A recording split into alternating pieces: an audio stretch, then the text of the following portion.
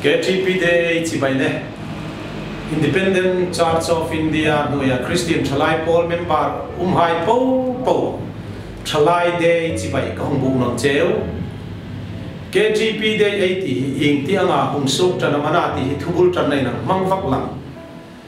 Bil Pum Puya Chalai Hai Luril Munkat Puta Thule Lai Masona Nikat Nehi China Reta Chuding Chun KTP Day Nehi China Reta Ing Tinam Ninga Tio Tin Hi KTP Day Mangdan Ding Hi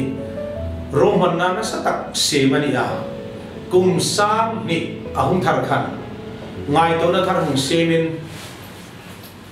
Reverend Tangura Ping Sampai Mangal Di Madio Tidam Ngai Tona Hung Umat Mimal Ping Sampamang Chiren Chang and Red No Chung Netchun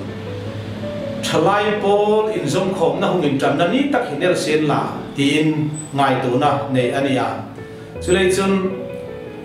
General Conference Voice Song Pasarina Resolution Pathum na chun Chalai General Conference Masatak Murte A Ene na February ni Som Le Parukha KTP Day Mangnita Silati in Past Ani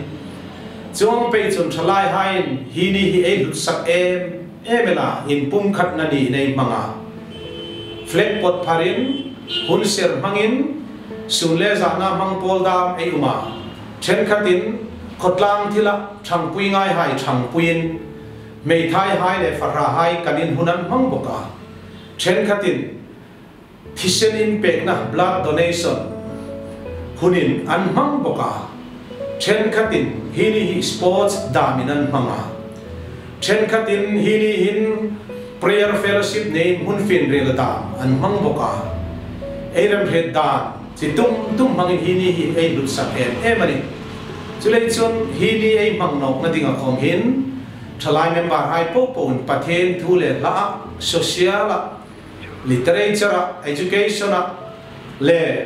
thildang dang hai khomen su mason thela ding ngai towa thule la khom mangding dik sakna kan la chebani chung ang tak chun pathen thule la hini hi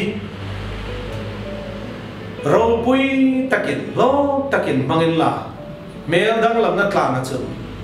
Peter chun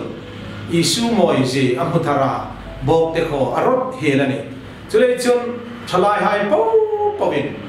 khovel moi takel technology moi takel moi na nekin isu moi na hi mutharin la lim